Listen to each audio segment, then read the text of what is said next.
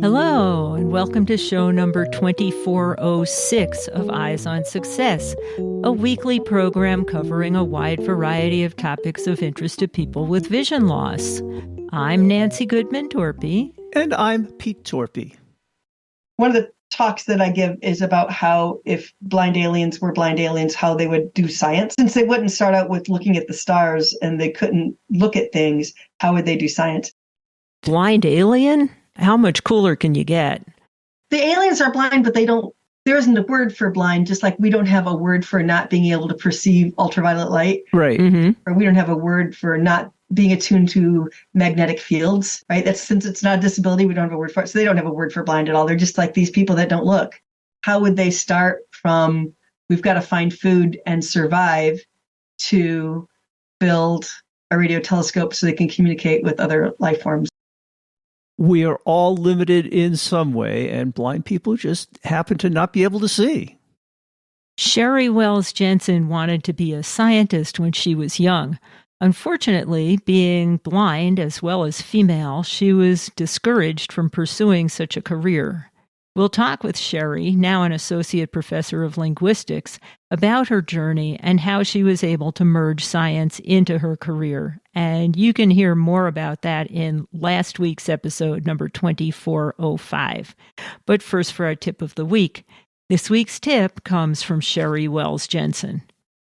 I am a big fan of tiles, these little doohickeys that you can get, that you can attach to your keys or to your banjo or whatever you want to attach it to, and then you can use your phone to ask it to make that thing beep, and then you can find your banjo or your keys wherever the heck they are, and it will also tell you if you've left them behind. But my favorite use of tiles is to create one that I just call my spot. And when I'm in a place that I need to get back to, for example, if I'm in a coffee shop and I'm going to go off and explore and find the bathroom, and I know I need to get back to my table, I will just quietly leave my spot tile on my table in my place. I usually have a piece of yarn on it so I could tie it to maybe the slat on the back of the chair. And then when I'm coming back to my seat, I tell my phone to find my spot, and then my table will beep. It's a little bit of people are like, why is that table beeping? There's so many machines and stuff beeping around everybody anymore that mostly people don't even bother to go try to find out what it is.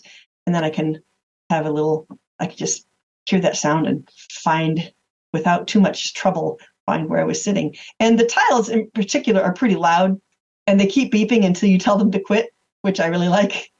And so I always have a couple things when I'm traveling, a couple tiles called my spot and my stuff that I can just leave places surreptitiously if it's a place I want to come back to.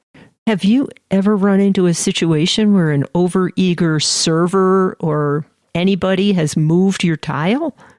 I try to hide it. See, I know you're exactly right. So like I put it under a napkin, or I, tie it to something like the back of the chair quietly down near the seat. So they won't notice it, because yes, they will return it. They are sweet people. They'll return it to me. I'm like, nah. I love that. That is really a quite unique and useful way of using those tiles. And what do the tiles sound like? They go, they're obnoxious, kind of. They play, you can get them to play a little song. It is kind of obnoxious. You are listening to Eyes on Success. Success, success, success, success, success. Let's start by meeting Sheri. And if you want to hear a longer introduction, listen to last week's episode. Last week, we've talked with today's guest about being involved in an experiment about how accessible space travel is for people, including blind people. But in the process, our guest talked about growing up as a blind person and her experience wanting to be a scientist. So, Sheri, why don't you tell people who you are again, and then we can talk a little bit about your career path. Okay, glad to. So my name is Sheri Wells-Jensen. I am fully blind, and I am an Associate Professor of Linguistics at Bowling Green State University in beautiful little Bowling Green, Ohio. Support for Eyes on Success comes from our listeners and corporate sponsors. For more information about airing promotional items on the show, send an email to hosts@eyesonsuccess.net. This week's focus topic is Sheri Wells-Jensen's path from being a student interested in science to a professor of linguistics, and how she is now able to merge her interest in the two fields. So let's jump in right away today, Sheri, and talk about what your aspirations were as a youth. You talked about being interested in science and being blind. So there was always something magic to me as a kid about going outside at night. There was something about the stillness, something about the spaciousness and the quiet of our little country backyard. You could just hear things for further away, and it just felt magic to me. And I was a big science fiction fan. Starting with Miss Pickrell Goes to Mars and all that kind of stuff, and all the Heinlein and Asimov and all that kind of stuff that you could read. And got the big Braille books sent to me one at a time from our lending library. And I wanted more than anything to be a scientist. I wanted Star Trek. I am a big Trekkie. And that was my goal. I wanted to be part of that sense of discovery and that community. To think that there is a community of people whose job it is to go find out new things and discover stuff, that was magic to me. And it just made me feel so alive and so excited to read science and to read science fiction. And it is absolutely what I wanted to do. I've read somewhere that most children's introduction to a fascination with science was either space or dinosaurs. Yeah, I think that's fair. And to me, it was space. And in particular, you remember Lost in Space? It was probably terrible, but boy, for me, it was amazing. It was this family of people who went out on the Jupiter 2. And they went to different planets and had adventures. When I was young, I used to enjoy all those same TV shows, read all the Isaac Asimov fiction and nonfiction books, and it was just a lot of fun, too. I can understand your enthusiasm. Were either of your parents scientists? Nope. No. It was a very blue-collar upbringing. My father was a tool and die maker, and my mom was a stay-at-home mom, mostly. Did your parents understand your interest in science and encourage it at the time? They knew that I was probably not going to get a job flipping burgers. And since I was kind of a nerdy school kid, they always assumed that I would go to college and do something intellectual. My family is a bunch of mechanics and cool people who fix cars and sell car parts and build cars, and it's all about cars. And they were pretty clear that that was not something that I was going to do. And so it had to be college. It had to be that kind of career. And how about your teachers in high school? Were they encouraging of such a career? They were carefully not encouraging. I cannot say that there was ever a moment where someone said to me, "You may not go into science. This door is closed to you. You can't have it. It's not for you." But I was a smart kid. I could read the room. And when the new math books were coming in, they always came in late. The Braille math books were always a little bit late because, boy, that was a pain in the neck, and someone had to Braille that for you. And I was aware of that feeling, that it was special and it was complicated, and it was probably a pain in the backside for somebody. And I was praised for being a smart kid, but just as it was pretty clear to me from reading the room as a child that I was not going to be a car repair person, it was clear to me from reading the room that a career in science was not forbidden, but it was ludicrous, and it was not anything that a nice person would really ask for. And it was made clear to me that while the social sciences were probably okay, that asking people to do things like make a lab accessible was sort of nice and a little bit cute in high school, but you shouldn't ask for that in the real world. So what happened when it came time to think about college? I ended up with a degree in psychology, which is fine. It's, I'm not suffering. I didn't suffer so much, but there was always, and I think this is part of it. when people think about astronomers, they still have this old-fashioned idea of people literally looking through telescopes and gazing at the glory and the beauty of the universe. And yeah, sometimes astronomers do that, but mostly that's not how astronomy was done even in the 1970s, right? They'd take pictures, they'd analyze the pictures, whatever. But there was always this sense of, it's just weird for you to want to be an astronomer as a blind person because you can't see starlight. And there was this sense of that I was not able to experience the wonder of science because I could not look. And I think we have this idea that to experience wonder is to gaze at the stars. It's to look at a sunset. It's to hear music. That wonder is this gift that comes to you through your senses. And that honestly is not where wonder comes from. You can get the same feeling by meditating quietly. I got the same feeling from stepping outside in my backyard.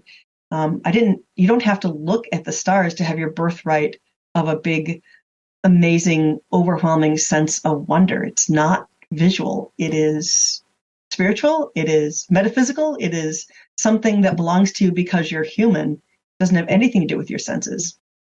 Along those same lines, I sometimes listen to a podcast by Neil deGrasse Tyson called Star Talk Radio, where he talks about astronomy and other scientific things. And he once made the comment that stuck in my head. He said something about, most humans think they're seeing the whole world. He says, in some sense, we're almost all blind because we don't see gamma rays, we don't see ultraviolet rays, we don't see radio waves, microwaves. There's so much of the world that we don't see, and we need either some instrument to translate it into something we can perceive or some way of understanding what's going on around us. Yeah, that's exactly right. And I think that we drink the cultural Kool-Aid that says, because we don't have one particular sense, that we are blocked from experiencing all the joy and the wonder that there's out there, and that we are blocked from investigating, and we are blocked from being the person who discovers things. That's not true at all. What we lack is electromagnetic sensitivity at one very confined set of frequencies. That's all that we can't do. Culturally, it's very important, but it's one small thing that we can't do. And we have built our society and our culture into a world where that becomes more important than it actually is. We used to go into the public schools and the elementary schools to teach science lessons. And as one of our lessons during the year, we'd do what we called Pete's Blind Act. And I'd come in and talk about, we have 5 senses. One of mine just happens not to work. And how do you compensate with the others? And here's the tools I use that might be different from the tools you use. And we talk about everybody has some kind of limitation. And it's a question of how you deal with it and what tools and methods you use to accommodate.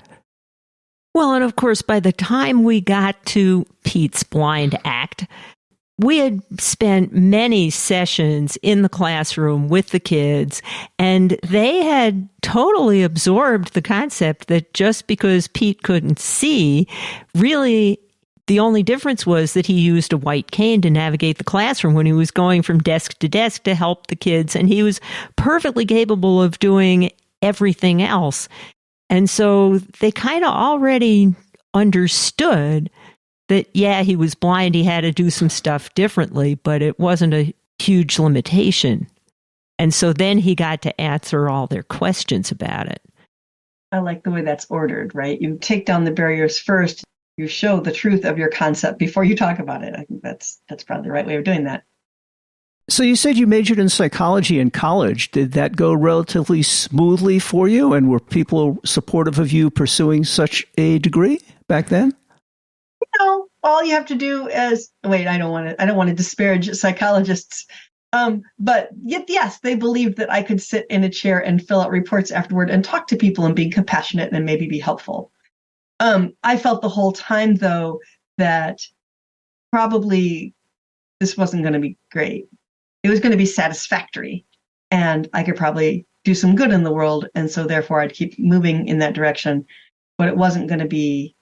It did not hold for me that sense of joyousness that stepping outside at night held for me. I didn't care about it with the same gleefulness and the same joy that I cared about the hard sciences. It's interesting. Back then, you talked about having your Braille math books made up for you and getting them late. It had to be a lot harder because we didn't have the resources we have now in terms of the electronic books from places like Bookshare and other places to get this material in hand more readily and more accessibly. And so it had to be even more of a challenge back then, I guess. It was a lot. They were hand brailled, right? It was the brailing folks who brailled books who were inmates in the Jackson prison in Jackson, Michigan, who made my algebra books, as I understand it. Wow. And I remember vividly talking with one of I hung out with all the geeky people, right? All the nerds who are going to be scientists. And I remember vividly talking with someone, with my buddy Greg, and we were having an argument about square roots. This is how geeky we were. We were arguing about square roots. And we both knew that the square root of a negative number was an imaginary number. And so I said to Greg, well, what if you take the square root of an imaginary number? And we argued about that for a while. We were hopeless geeks, right? We argued about it for a while, and then we went home. And the next day, Greg came back, and he had gone to the library, and he checked out a book, and he had the answer. And that resource wasn't accessible to someone like yourself. It was not. And, I've always had a complicated relationship with libraries in my head, because although I love the idea of all the books, to go into a library was to be surrounded by the deepest kind of inaccessibility. The things that you wanted were so close. And I remember walking through our public library as a kid, just running my hands across all the books, thinking, I get one book at a time. Look at all these books, and I couldn't read any of them. This was in the 1970s, so we didn't scan books then. If I wanted to read any of those books, I'd have to have someone find me the book I wanted, which I couldn't do, and then I'd have to have someone read it to me, or I'd have to send it off. Yeah, you couldn't even peruse the books in the library to see what was around, yeah. No, it was a card catalog. Remember those? Like, you'd open it up, and so even the names of the books were a mystery to me. So then you decided to go on to graduate school. I did. So I was in the Peace Corps, and we had Spanish teachers. And these Spanish teachers, oh my God, they were amazing. They were all women. And I thought they had to be psychic. I would walk into that room, and I would be trying to communicate, and they would give me just the words and just the chunk of grammar that I needed. And in an hour and a half, I could feel my ability to communicate morphing. I went in to the classroom in the morning with one state of ability to communicate, and I came out afterward a changed human. And I could say things to the other people around me that I could not say an hour and a half ago. And it was so much fun, so much fun. And I had so much admiration for their work. And we had a little bit of a bumpy start. They wanted to put me alone with one teacher, and I didn't like that. And I solved that problem in a very super grown-up, sophisticated way by bursting into tears in the middle of class and running out because I wanted to be in a classroom with other people. Some of their techniques were to show pictures and have people describe pictures. And again, in a very grown-up way, I burst into tears again and ran out. I was far from home in my defense and much younger. So is this the experience that started your interest in linguistics? Yes. When I got out of the Peace Corps, I said, I must be one of these magic people that teaches language. And when I got into graduate school, I discovered the field of linguistics, which is basically science with language added. Doing science with language, doing science with communication. And that was pretty good. And what was your experience in the Peace Corps like after this initial language training period? It's a little bit hit or miss. I mean, every culture has their own set of ideas about disability. I, in some ways, was lucky to be a foreigner because they didn't know what to expect of an American, and being a disabled American was they were just kind of like, we don't know what you're going to do, but whatever it is, okay, maybe. And I was not expected to do much. So I don't know. It was kind of a mixed bag, I guess. Where were you? I was in Ecuador. Ecuador is beautiful. There's There's coastline, there's mountains, there's the jungle. It's a beautiful, beautiful, beautiful country. And what was your assignment? I taught English, as a matter of fact, a little bit, though I had not really a lot of training in it. What I did that I'm the proudest of is this. The United States used to, and maybe still does, export pesticides that are no longer legal here to other countries. And every year when I was in the Peace Corps, documented evidence every year of people becoming sick or sometimes dying because of the pesticide use in their fields, or for example, using the pesticide containers later, which were these strong, brightly colored metal cans. They would use them to hold food, and they had formerly contained pesticides, and so they would become poisoned. And there is an even chance that my blindness was caused by pesticide poisoning when my mom was pregnant in rural counties in Michigan. And so I would, a couple of my Peace Corps buddies and I would hike into these little towns in the middle of nowhere with our musical instruments. I played the banjo. We had a couple guitarists, and we'd go set up in the town square and we'd play bluegrass, which is really fun for us, and drink a certain quantity of rum. We played bluegrass. And then at some point when we had a crowd-ish of folks, we'd say, we got a story to tell you. And I would say how it's a good chance that I am blind because of pesticide poisoning. And these are the pesticides that you guys use on your fields, and they're very dangerous. And then we would leave because the next day we'd get done, we'd pack up when we go. And then the ministerio would send an Ecuadorian man in after us, because we were three American women, right? Playing bluegrass and drinking rum. Were we reliable? I don't know. So they would send in a guy later and say, that crazy story, those Americans with their banjos and things were telling you, that's probably true. That's probably why she's blind. And so can we talk to you again about the pesticides and how you're using them and how you should wear masks and how we can work with you to be safer? Wow. How nice to have contributed to some new information being transmitted to these people and changing what they did. I hope so. And saving lives. I hope so. I mean, we'll never know, right? We certainly brought some fun music to people who had never seen a banjo before, most of them. So it sounds like you finally found your passion in linguistics, which was great, and then eventually you began to marry that more and more with science. The thing that a linguist can do if they're interested in science is they can talk about message construction. So if you know about language and you're thinking about language and thought, how would you put together a communication to be sent via radio waves to an extraterrestrial civilization that knows nothing about you and only has your radio signal to go on? How would you build that message? My very first semester at Bowling Green State University, I, as a very cheeky new hire, was asked by our chair, what kind of class would you like to teach in the summer? And I said, well, Dr. Weimer, I would like to teach a class in alien linguistics.